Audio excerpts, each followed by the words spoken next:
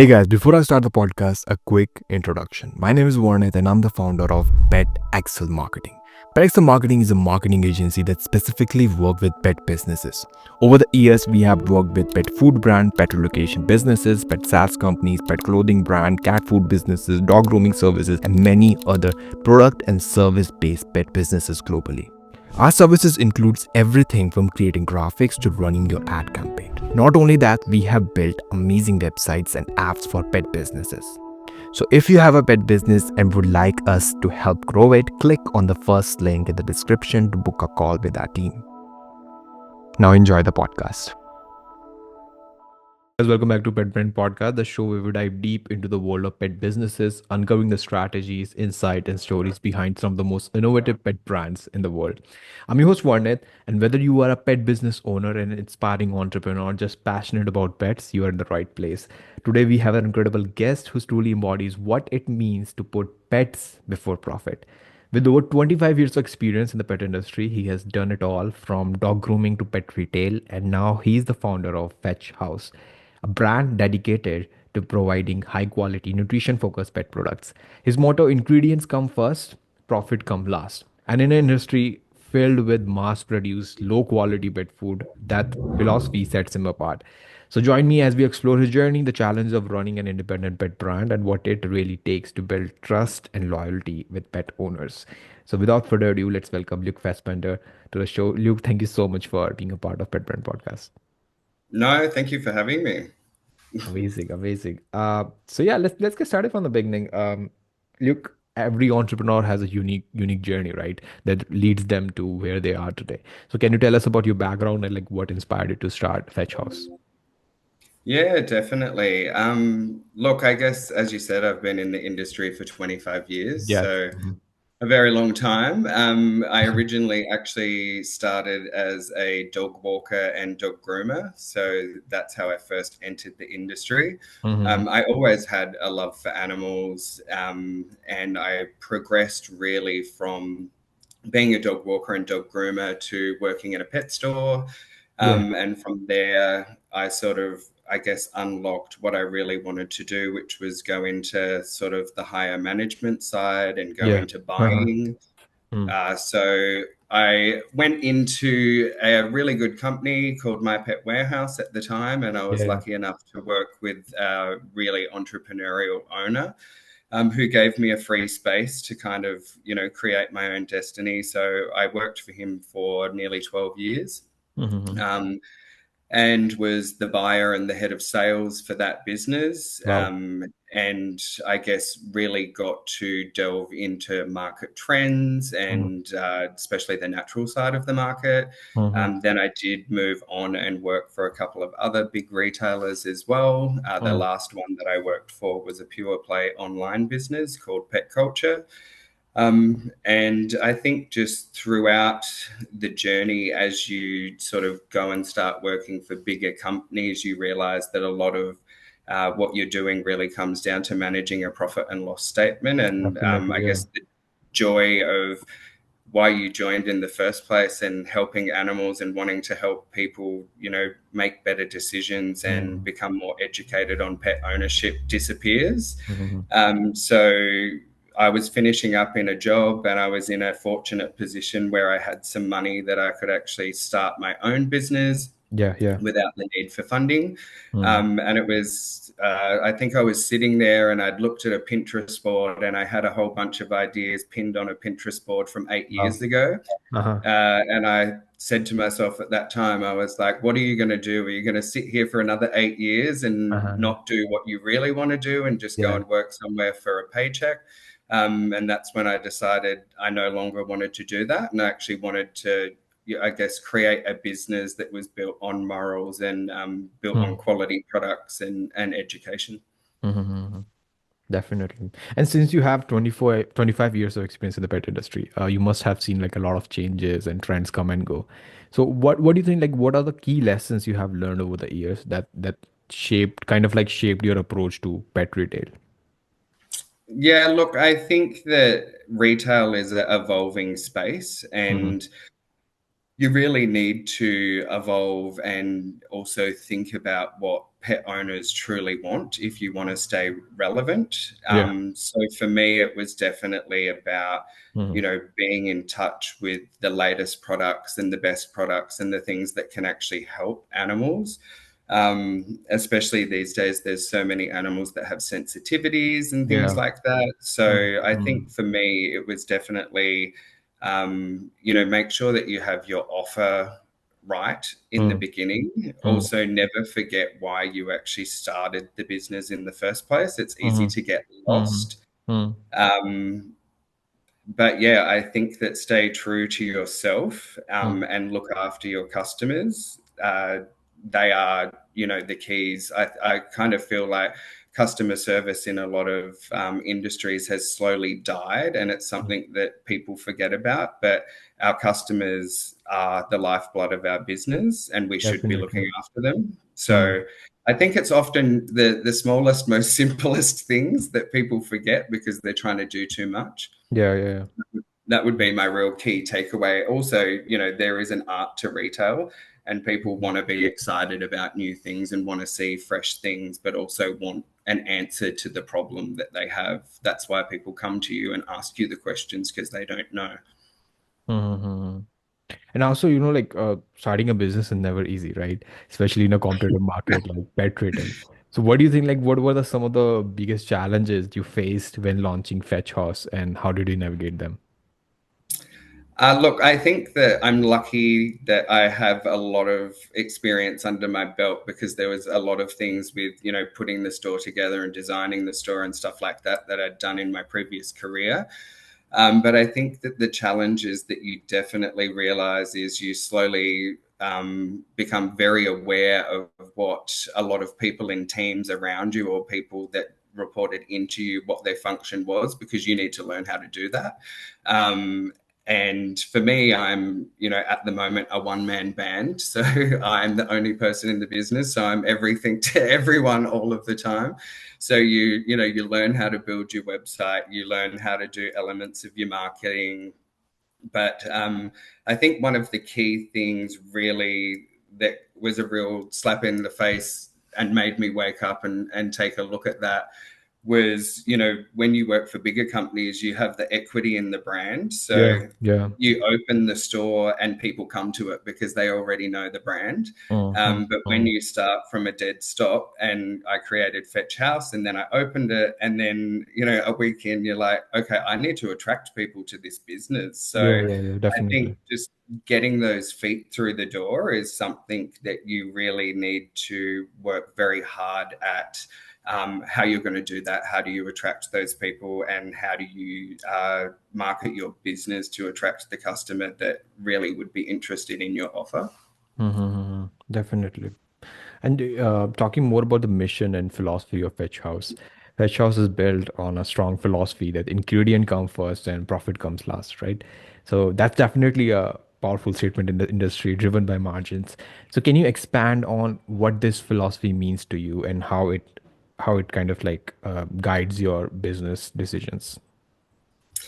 Yeah, so I think that when I opened the business, I always wanted to really make sure that the customer, which, for me, the customer, obviously the pet has an owner, Yeah. but the customer is the pet. So I always wanted to make sure that my decisions were driven by what is best for the animal. So that comes down to, assessing the customer's needs when they come through the front door. So, you know, what type of feeding do they want? What ailments do their pets have? Do they have sensitivities? And actually, really, going through my product range and not becoming a puppet for any specific brand, but assessing the animal specifically and then Mm-hmm. making the right recommendations.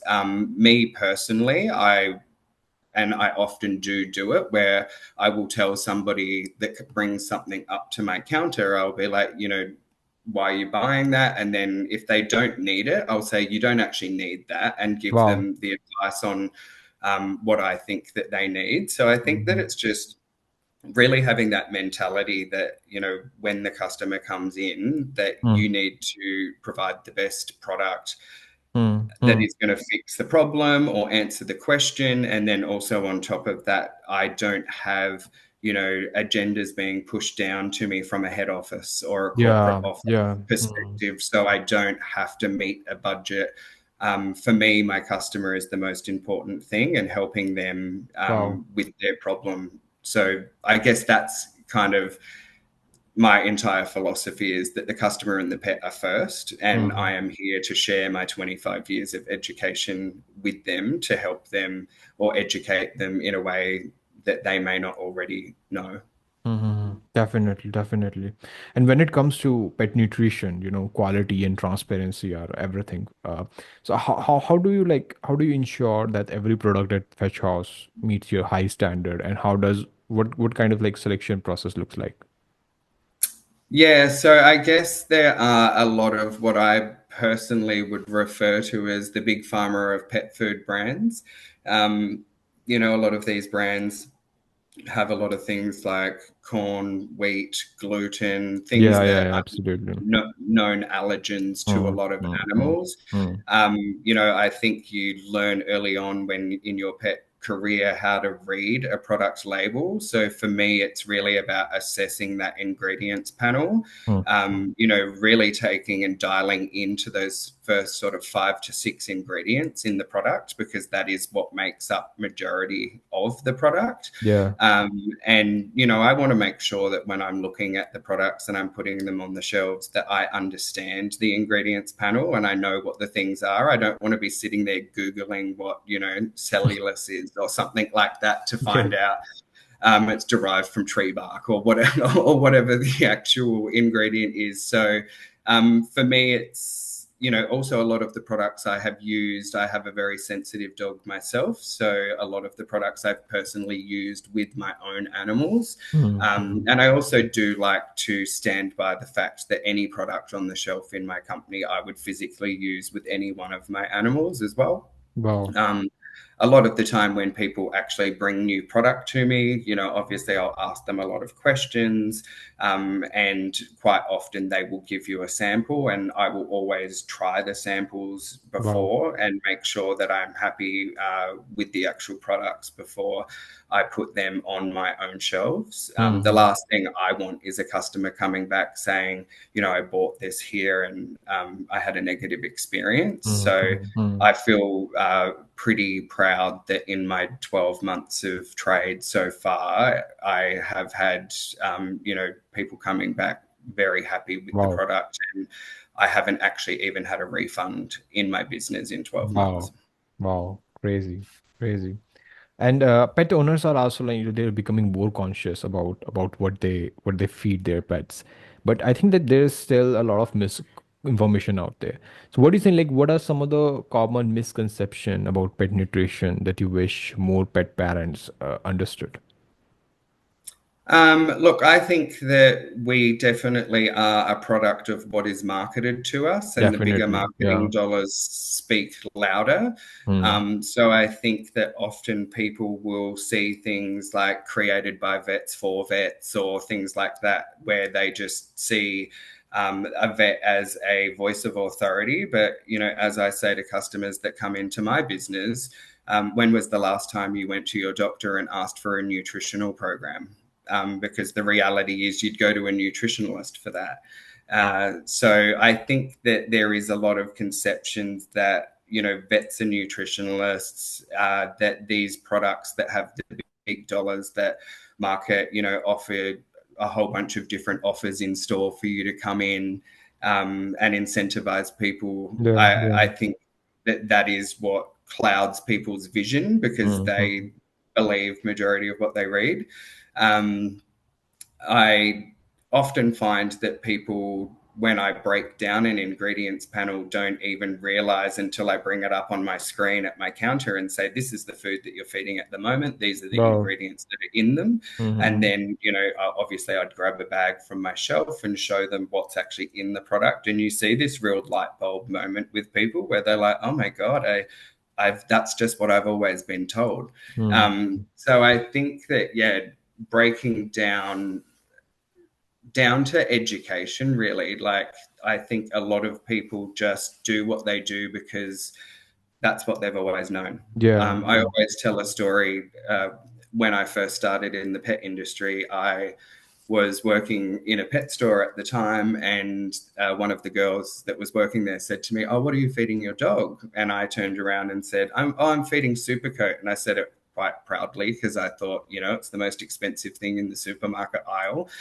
And the look that I got from her, if looks could kill, I would have died on the spot. And then she went and grabbed a bag of food off the shelf, and she's like, "You are to take this home tonight and transition your dog straight off that product over the next 7 days." Mhm. And that was kind of like my education journey. So I think that, yeah, it's really breaking down and educating people on how to read an ingredient label the same way Mhm. that we would do for ourselves. Mhm. And I think that it's not even like pet parents' fault because these big brands they have big budget for marketing, and they have been doing this from like since a lot of years. So it's kind of like inculcated inside the mind of pet parents. So they just think they don't really have any other choice.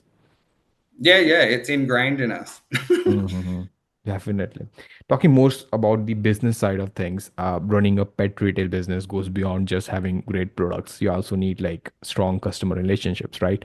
So, what strategies have you found like most effective in attracting and retaining loyal customers?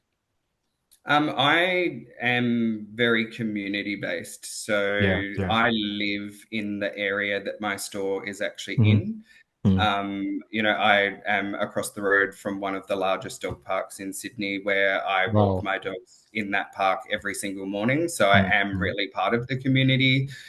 So I would definitely say leaning into that side of things. And also, when customers come in, it's my job to give them the best experience that they can have. And I think that having a raving fan of your business is far better than any marketing dollar is ever going to buy you, because that person is going to talk about their amazing experience. Yeah, yeah, And I'm here to help. I'm here to, hand over my 25 years of experience. So yeah. for me, I've found that, really just providing the answers for people, providing that in-store experience, bending over backwards for my customers, and also I would say, supporting local. I support local charities and Wow. help out where I can, and actually Mm-hmm. truly being a part of the community. Mm-hmm. Um, for me, that has been one of the real pillars of my business. Mhm. And I think seeing your personal side, the personification of the brand, I think that's more like impactful rather than the marketing like the other marketing channels, right? Yeah, well, people want to, well, me personally, I'd like to shop somewhere where I can actually relate to it Yeah. rather than feel like I am having something forced upon me. Mhm. So, yeah, I definitely think like I share my personal experiences with my own pets, with Yeah. my customers, Yeah. a lot of that sort of stuff. And I'm very interested in my customers and their journey as Yeah. well. So I think that sort of Mhm. translates through when people come in, and that's part of the experience of coming to my store. Love it, love it. Talking more about the let's say balancing premium quality with competitive pricing can also be tricky. So how do you maintain pricing and ensure Fetch House delivers value while maintaining the high product standards? I would say that value comes in a lot of different formats. I don't think value is just price, Yeah. because anybody can have a low price. In saying that, with my background in merchandise, obviously I understand what a competitive price looks like, and I am definitely a competitive business. Mhm. Um, with my foods, I have many of my food brands that are actually on a buy five, get one free program. So your sixth bag is free. So, that's a huge value when somebody's coming in to buy their sixth bag and they get to take away a $150 bag for nothing.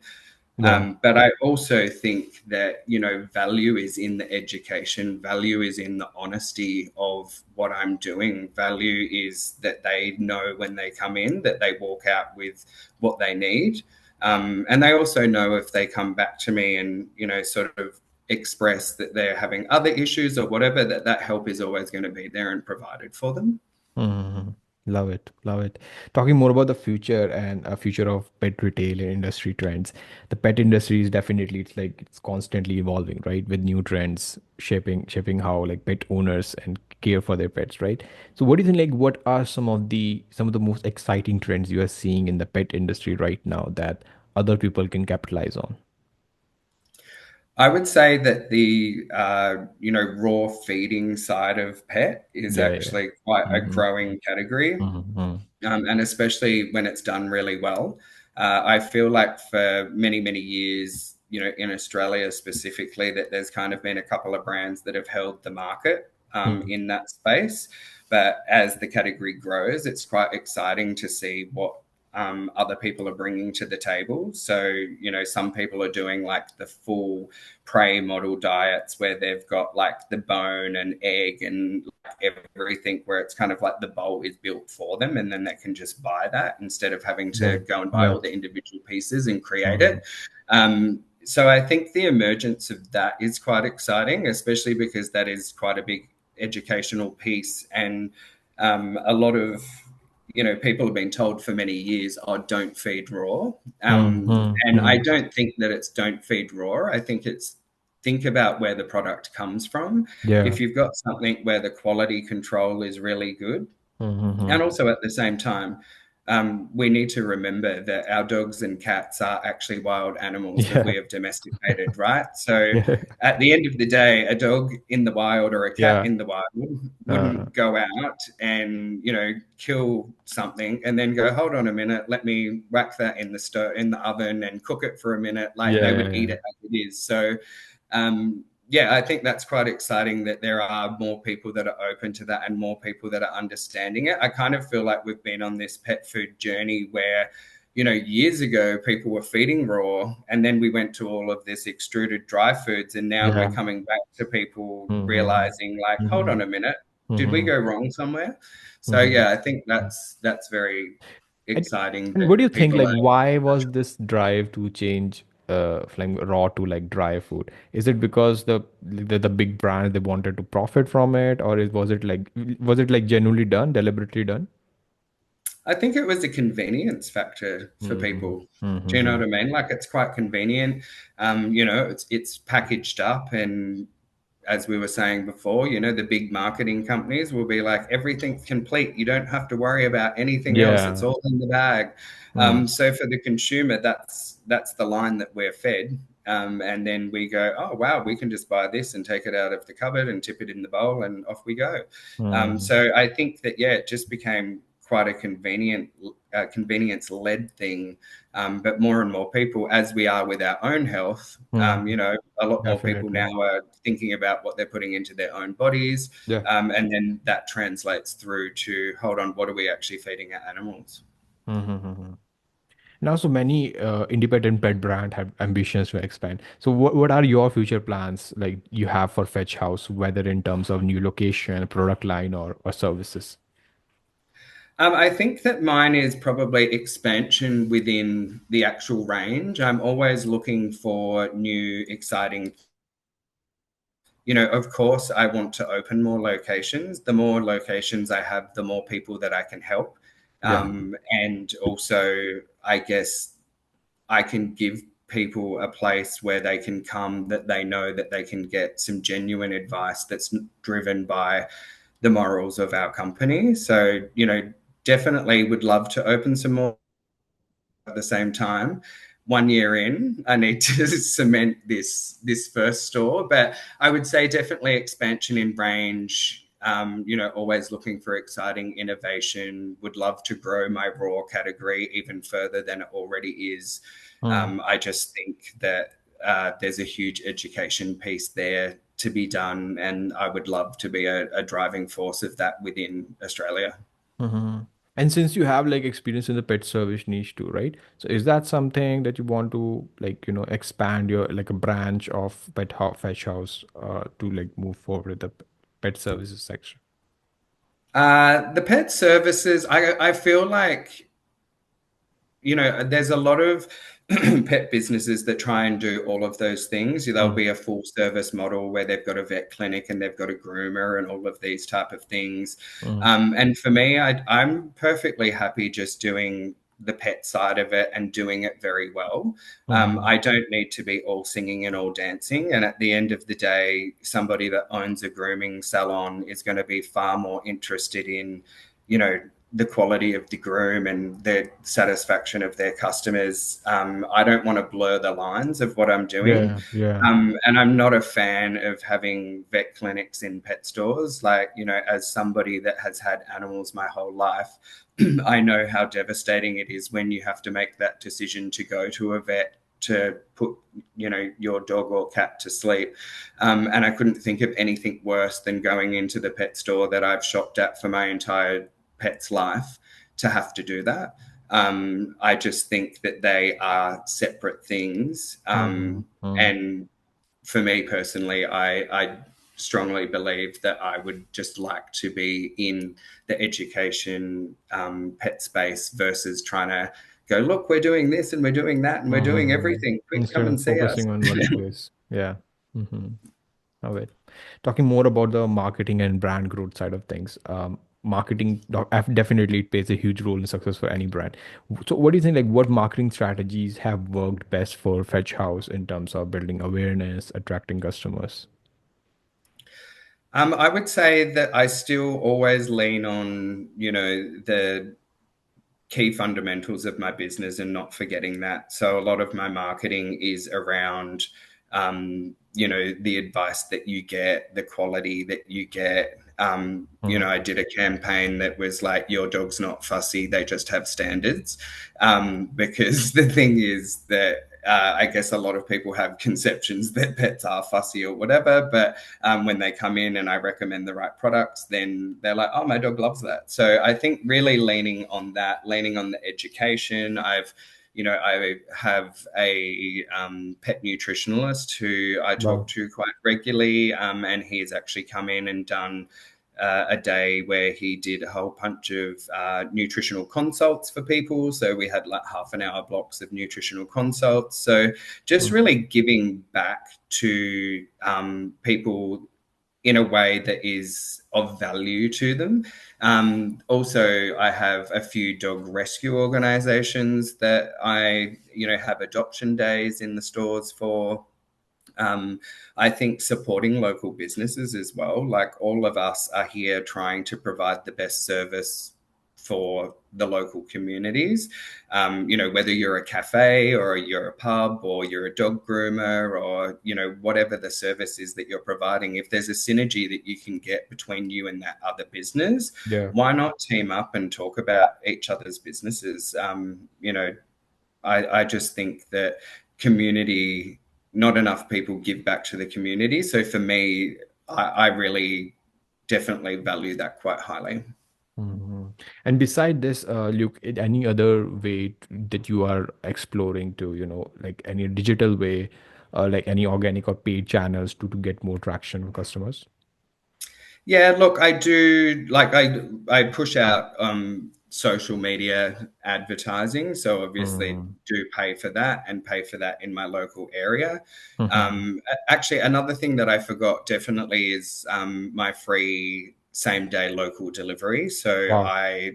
when I finish work, because obviously I haven't worked enough by that point, I chuck people's orders into my car and I drive around the neighborhood and I drop stuff off to people that order online. So Mm-hmm. offering that convenience for people that maybe don't have a car and can't get to store, or people that work a lot that don't, have the time to do it. Mm-hmm. So I have just sort of started entertaining the whole Google paid advertising, which Yeah, is, it's a very complex beast, that one. definitely. Yeah. But for me, it's more about having people in store so they can have that experience. The online element of my business is there so that people can see what we do. And then people hopefully will come in store when they, jump on the website and see what we're Mm-hmm. about. And, Mm-hmm. hopefully if they're invested in that, then they'll come in and they'll ask the questions. Yeah, yeah, yeah. Definitely. And what do you think, like, what has been the biggest challenge you have in terms of running these ads or any other social media? I think coming not having a background in paid Yeah. advertising. Hmm. And it's very overwhelming when you first look at it. Do you know what I mean? When you're Definitely, looking yeah. in, and it's a lot of playing around. With Facebook, I put things into the algorithm so that it can start to tell me what resonates with people and what gets more clicks. The same with the Google advertising. You can't just throw up all of your products there, because if it's not a price competitive product in the online space, then generally it's not going to resonate for people. But I would say that the biggest hurdle there is just going, okay, now I have to become really good at Yeah. social media Yeah. advertising when Hmm. it's Something of not your part of my domain. background. Yeah. Hmm. Talking more about the entrepreneurship and lesson for other pet brand founders, transitioning working in the pet industry to owning a business is definitely a big leap. So, what do you think? Like, what are the biggest surprises you encountered when you were making this shift? Um, look, something that I do say to some previous colleagues is a lot of the time when you work in companies, especially when I was working at My Pet Warehouse, I would Hmm. say, oh, I run this business like my own. And, that's kind of the way that you think. And then when you get into your own business, you're like, I did not run that business like my own. There's a lot of things where you have to learn really quick. You wear the financial burden of absolutely everything. When I was in bigger jobs, you'd just sign a piece of paper for a massive order and go, yeah, no, that's no problem. But when it's your own business, you're like, hold Yeah. on, how much money am I spending and what's the return on it? So I Hmm. think that that's probably one of the biggest things, is just realizing that you have to be across everything, and cash flows are very important if you want to stay there and you want to continue to help people. Um, and then, like I said, just having to become a master of everything. And Hmm. I think one thing that I say to myself now consistently, is don't let perfection get in the way of execution, Yeah, because exactly. you can sit there trying to make it picture perfect, but the Hmm. reality is, you just need to get it out. You need to get the name out. You need to market as quick as you can. I think in the beginning, I definitely had a few false starts, but it's about failing quick and learning and evolving and moving on. Hmm. Looking back, like, is there anything you think that you would have done differently when starting Fetch House? Oh, 100%. Without a doubt. Yeah, definitely. Left my grand opening until I'd been open for 3 months when I had my grand opening, because I had this view in my head that, I needed the store perfect and I needed everything finished and I needed to have had a certain amount of customers come through the front door already.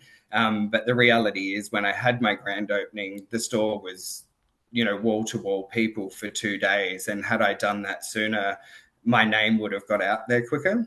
Hmm. I think there's a lot of things that you stall on. I think, once again, just coming back to that, not letting perfection get in the way of Yeah, yeah, yeah. execution. In the beginning, I was Hmm. just worried about everything, especially coming from bigger brands, everything just being perfect. And I've realized that it doesn't have to be perfect, but when people come in store, you need to give them that overall amazing experience, and you can fix other things later.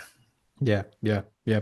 Talking, asking you more of a personal question. Running up at brands means being surrounded by amazing products all the time. So, what's your favorite, personal favorite product at Fudge House right now? Like, and why do you love it? This is a hard one, Yeah. because, like, I think when you're so passionate about a lot of your products, it Yeah. can be very hard to pick just one. Hmm. There is a really cool dog treat that's relatively new on the market, which is a bone marrow chew. So it's basically the bone marrow that's set into a bone shape. Very low in fat, jam packed with good ingredients, and also a long lasting chew as well. Hmm. So for me, that's quite good. I also would say that I've got a specific probiotic as far as sensitive animals are concerned called Purple Boost, which I can't recommend it enough. So Wow. it's kind of like my go-to when someone comes in with a specific problem. I'm like, I've got the product for you. So I think they would be two of my favorites. And then I would say for cat specific, a raw diet called Proudy because it's a prey model and it's just so on point with what a cat actually should be eating. So they would, Oh. I know you asked for one, but that's three. No, that's great. That's great. And final question from my end, Luke. Before we wrap up, like, is there anything exciting coming up at Fetch House that you would like our listener to know about? Or I think I have to be careful with what I Yeah, share at this point, but I'd just say stay tuned and watch this space. But yeah, there's definitely always evolving things happening. exactly, exactly. Well, that has been an insightful conversation, Luke. Thank you so much for sharing a journey, experience, and expertise with us today. No problem. Thanks for having me. Amazing. And for everyone listening, if you want to learn more about Fetch House and what Luke is building, be sure to check out their website. I will leave all the links in the description below. And to all listeners, thank you so much for tuning into Pet Brand Podcast. If you enjoyed today's episode, don't forget to subscribe and leave a review and share it with your fellow pet entrepreneurs, pet lovers. Well, that's it for today. Until next time, keep building, keep growing, and keep making the pet world a better place. Great.